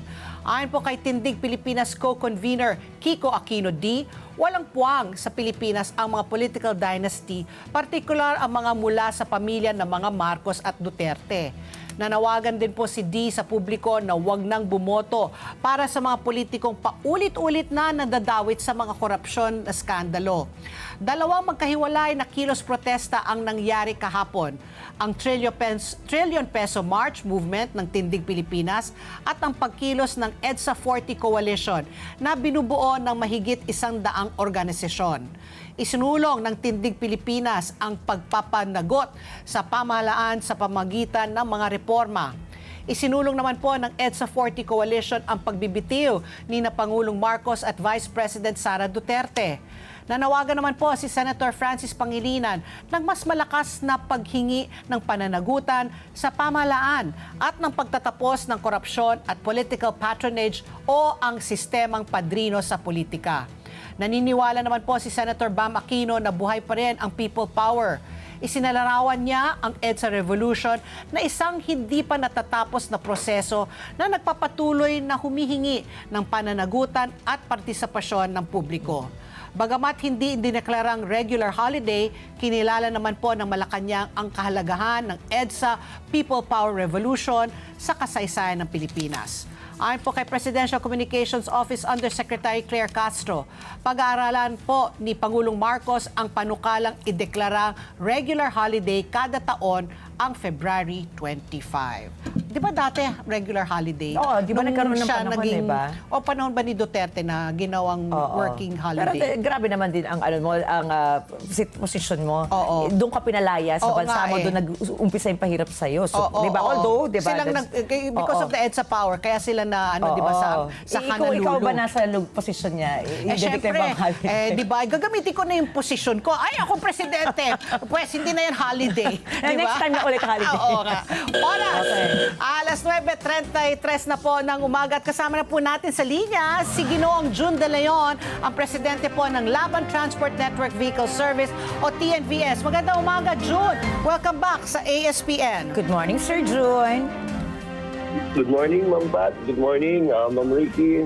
Magandang umaga po sa inyong taga-subaybay at taga-panood. Okay, Sir Jude, last week po, kausap namin po si Ka Obet at saka si pa ba yung kausapin natin tungkol naman sa mga jeepney fare hike po. Ngayon, kayo naman po ay humihingi ng dagdag pamasahe. So, ano po ang inyong panawagan para po sa LTFRB po pagdating po sa inyong flag down rate? Ang panawagan po natin sa LTFRB, ang posisyon po natin ngayon ay pag-aralan muna yung pagtaas ng base fare, no? Nararapat lang sana na itaan 5 to 40 pesos pa lang yung gasolina.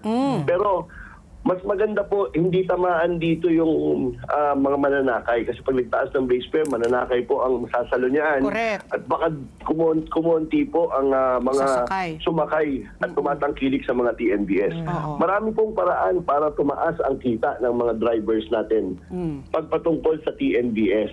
Pwede pong silipin, number one, pwede pong silipin ng LTFRB yung komisyon ng mga transport network company. May mga transport network company po katulad ng Grab, 25% to 30% halos ang kinakaltas nila sa kanilang mga driver. At meron din pong transport network company na 10% lang ang kinakaltas sa mga ng komisyon nila sa mga driver. Aba, malaking bagay po yun. Kapag niregulate po ng LTFRB ang komisyon ng mga transport network company. Malaking bagay po yun. Pangalawa po, meron pong yung mga discount ng PWD, senior citizen at student. Ipinapasa po ito pinapasan po ng LTFRB ito sa mga drivers. Oo. Pag ito po ay ibinalik sa TNC, malaking bagay din po ito dahil 20% po ang nawawala sa mga drivers kapag merong mga sumakay na PWD student at saka senior citizen. Kaya ito po pwede po itong mangyari na hindi pwedeng mangyari na tumaas ang kita ng mga drivers na hindi itinataas ang base fare ng TNBS. Pero again, suportado po natin itong taas na base fare para sa TNBS kasi para po ito sa mga TNBS driver natin. Pero yun nga po, sana tingnan po ng LTFRB muna para hindi masaktan ang ating mga mananakay. Okay. Yun na nga, no? Napaka, po ng posisyon yan. Very complicated po yung posisyon niyo, Sir Jun, ano? Kasi you're considering, of course, yung kapakanan ng mga driver. At the same time, yung pasanin po magkakaroon yung mga commuters. Siguro pa para malinawan Tama lang, po. because alam po natin na talaga namang malaking pasanan din po to sa dalawang sektor. Halimbawa po, kung ibawas po natin yung gross revenue, amortization, insurance, number one, magkano lang po yung take-home pay ng isang driver? Umaabot pa po ba to sa minimum wage? Kasi doon natin makita, yung mga commuter, syempre nagreklamo, ang taas na naman ng pasahe ko. Pero kawawa din yung mga driver. At the same time po, paano nyo po binabalanse nga yung kapakanan ng inyong mga driver versus yung pong pasanin nga ng ating mga commuters? Medyo mahirap po yung posisyon nyo, Sir Jun, eh. Mahirap po itong balansehin. No? Kung ibabawas po lahat ng amortization, lahat ng pyesa, yung mga insurance na binabayaran ng mga driver operator, halos para ka lang nagtrabaho ulit, no? Ng regular na trabaho, halos minimum lang ang kikitain mo. Pero para madagdagan ito, para rin nag-overtime. Kaya dati 10 to 12 hours ang biyahe ng mga driver para kumita ng malaki. Ngayon, halos 14 to 16 hours na. Para lang kumita ng maayos at may uwi nila yung kanilang mga kinita sa pamilya. So, in-extend na lang po ng mga drivers Working hours. yung working hours nila. So, Kaya talagang tiis-tiis lang. Nako. So ito, Sir Juno, sabi mo nga, no, kailangan i-review ng LTFRB. Ito, dapat sana i-regulate yung commission scheme, no? Kasi parang it varies, no? Sabi mo, ang Grab, 25%, pero may mga iba, as low as 10%. So, hindi ba dapat yan, isa sa mga dapat i-push nyo na talaga, na i-regulate together also with the discounts so that it's whether i-shoulder ng driver or baka pwedeng i-split between the TNVS and the driver, 'di ba? Are there moves na i-regulate na ito? Kasi ang tagal na parang as early as 2014, 2015, 'di ba? Ganun na po may mga TNVS na So I'm assuming 10 years na kayo, dapat merong na more or less structure. Tama po 'yun. Alam nyo, bago po bigyan, sabi po doon sa Senate hearing kay Senator Rapi Tulfo, kung hindi po ako nagkakamali, 2024, December 2024, December 2024 po yun. Sabi ni Senator Rapi Tulfo at sabi ni former Chairman Guadis, bago bigyan ng accreditation ang lahat ng transport network company, nakalagay po doon na transport network company ang magso-shoulder ng mga discounts ng senior citizen, PWD at saka student. At yung mga siningil noon sa mga drivers ay i-refund dapat. Yun po. At bigla pong nabaliktad. Naglabas ng memorandum circular na dapat yung driver at yung may-ari ng sasakyan ang dapat sumagot ng discount. So paano nangyari yun? Hindi ko nga alam kung paano nangyari. December that time. Eh, 2024, nasa February 2026. So, ibig sabihin, more than 1 year, no, nabaliktad. Hindi nyo ba ito ilinapit kaagad sa LTFRB para po, kumbaga, no, matigil na itong maling pag-i-implement? Binuhay nga po ito nung nakaraang Senate hearing. Kala ni Senator Rapi na i-refund na. Kaya nga. Hanggang ngayon, wala pa. At ang pangit nito, hanggang ngayon, pasan-pasan ng mga drivers yung discount na binibigay sa mga mahal nating mananakay na senior PWD at student. Kaya sana po, matulungan nyo rin kami na kahit pa paano, kasi maayos po ito. Wala naman po kami ibang tinatakbuhan kundi po kayong mga nasa media. Ang alam po nila talagang yung transport network company na sumasagot, pero hindi po.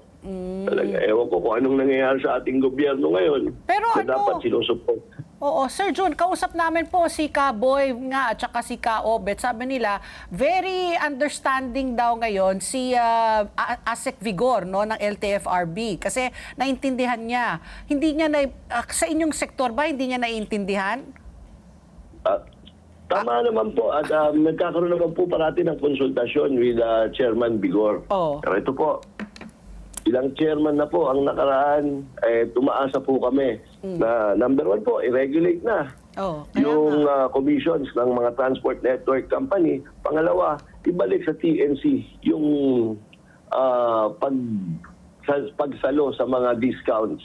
Meron pa nga pong transport network company, pati yung promo, pinapapasan sa driver. Unfair naman po yun, papapromo ka tapos iba ang magbabayad. Okay, ito Sir Jun, kung hindi po maaprubahan yung ating request for a fare hike, meron po ba kayong projection kung ilan po yung mga driver yung parang titigil nila mamasahe? At kasi, this is important, kasi po, syempre maapektuhan ito yung overall commuter experience, hindi po ba? Alam niyo po, dito sa Metro Manila, dapat 65,000 ang tumatakbong TNBS. 65,000 po. Ngayon po, bumaba na bumaba. Sa tingin po natin, nasa 40,000 na lang, kaya mag-open na naman po ang slot. Kasi mag-a-apply po ng prangkisa yung mga operator ng TNBS. Pag naramdaman nila na lugi naman pala dito sa TNBS. Ginagawa na ng pribador, pinapahatak na lang ang sasakyan at nagtatrabaho na lang ulit. I don't know. Sir John, I don't know if you can speak for yung mga motorcycle. Ganun rin ho ba ang kanilang nararanasan? Kasi I would imagine mas popular yun, no? Kasi mas mura, di ba? Tapos yung motorsiklo lang, kumbaga yung maintenance mo. Ganun rin ho ba ang hinaing ng mga motorcycle na mga riders pagdating po dito? Sigurado po yan. Dito po tayo ngayon parati nating kausap yung mga motorcycle taxi drivers. Masakit na rin po sa kanila kasi mas mataas nga po ang kanilang sinakaltas sa kanila na komisyon. Sa 30% na rin din ang komisyon sa kanila ng transport network company.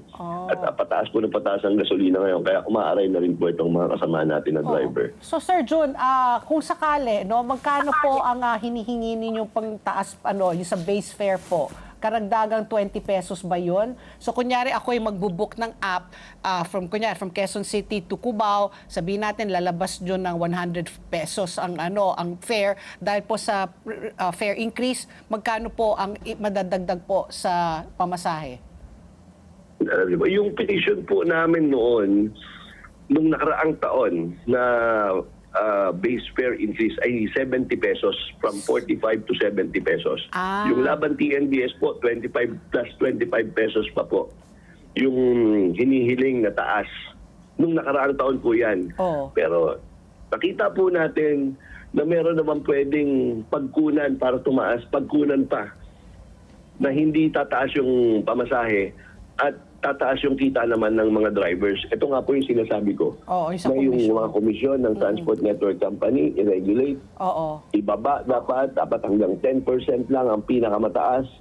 At dapat po, yung mga discounts po, dapat ipasan po ng mga transport network company. Okay. My last question is, kasi madalas namin nakakausap nga yung mga jeepney operators nga, sila po humihiling rin po sa LTFRB ng matrix, fare matrix. Ito ba isang isinusulong nyo rin? Na kunyari, pag umakyat po ang presyo ng gasolina o ng diesel, automatiko, aakyat yung ganito, ang base fare. Or pag bumaba, kailangan namin ibaba. Or kayo po, depende po sa magiging agos po ng panahon. Maganda po yung ayang suggestion na yan na dapat magkaroon ng provisional fare increase kapag tumataas ang gasolina. Or dapat long-term ang solusyon ng ating gobyerno. Bakit hindi nila tanggalin ang mga taripa ng krudo at gasolina para naman hindi tamaan yung mga public utility operators or drivers. Para kahit paano, mababa pa rin ang gasolina na kanilang binibili. Ay nako, syempre, alam natin po, malaking kinukuha pong taripa, no? Diyan po sa ating mga produktong petrolyo. Parang ilang beses na yan isinulong, talaga sinabi ng DOF, umasa pa kayo. Wishful thinking. Pero sige, June, babalik ka, no? Tingnan natin po kung nakikinig po ang LTFRB sa inyong panawagan na sana i-review, no? To make it at least, uniform. Diba? Hindi yung, i-regulate na yung mga commission, kung 10% ba yan, sino mag-shoulder talaga ng mga discount, kung whether it's the driver or the operator or split, di ba? Para hindi masyadong mabigat on both parties. So, magbabalik ka ulit. June, maraming salamat at good luck po sa inyo. Thank you, Sir June. Maraming salamat po. Mabuhay po kayo. Ayan po si June De Leon, ang presidente po ng Laban Transport Network Vehicle Service. At ang oras, alas 9:47 na po ng umaga. Samantala, sa iba pang mga balita, iniulat po ng Chinese Embassy na nagkasundo na ang Pilipinas at China na palakasin ang dialogo at kooperasyon para maiwasan ang hidwaan at komprestasyon sa karagatan. Ayon po kay Embassy spokesperson Xi Lingpen, ito ang naging resulta ng pulong ni Senator Erwin Tulfo, Chinese Ambassador Jing Quan at Foreign Affairs Secretary Maria Teresa Lazaro noong Lunes, February 23. Subalit ayon din mismo kay Xi, hindi nagpapasimula o magpapasimula ang China ng pag-uusap ukol sa mga hindi pagkakasunod o pagkakasundo tungkol sa mga maritime issues. Mas nais-anya ng Beijing na panatilihin ang posisyong salita para sa salita at aksyon para sa aksyon sa pakikitungo nito sa Pilipinas. Ayon kay Xi, inilatag ni Ambassador Jing ang posisyon ng China sa ugnayan nito sa Pilipinas, ang issue sa Taiwan at iba't iba pang maritime issues. Kinilala rin anya na magkabilang panig ang oportunidad para umusad ang Code of Conduct of Parties in the South China Sea ngayong taon. Nilinaw naman po ni Xi na tutugon ang Chinese Embassy laban sa mga patuloy na maninira at aatake sa China. Di ba? Ano yung optics na nakikita mo nung nag-usap sila? They were eating Chinese food. Chinese food ba? Hindi ko nakita. Nakita ko yung rice bowl na may sabaw yun yung may takip na gano'n. Sabi ko What sa iyo do you think of that? What I think of that? Sabi ko sa iyo lahat nadadaan sa Pagkain. Sa pagkain na masarap. Kailangan masarap ang pagkain mo. Di ba? Kasi that's where you feel also the hospitality of your host. Kung nag-effort na pakainin ka ng masarap, di ba? Pakainin ka ng maganda sa isang maganda yung kapaligiran mo, then you know na meron talagang may yung intention niya ay maganda. Pero gusto ko naman Chinese food ngayon. di ba? Okay. Oras, alas 9:49 na po ng umaga. Ito, speaking of China, sa mga Pinoy Army, mga mahilig mga fans ng BTS po, dumadagsa daw ang South Korea po para sa pasabog na comeback concert ng BTS. Grabe po ang eksena sa mundo pa ng K-pop. Milyong-milyon po na ang saya ng mga Pinoy fans o yung tinatawag nga na ARMY at sama-samang susugod po sa South Korea para sa blockbuster comeback concert po ng world-famous K-pop group na BTS. Grabe. Ayon po sa pinakahuling report, biglang sumabog daw ang mga application para sa South Korea visas ng mga Pilipino travelers ngayong Enero at Pebrero. Tumaas ito ng hanggang 17% dahil po sa inaabangan na BTS concert.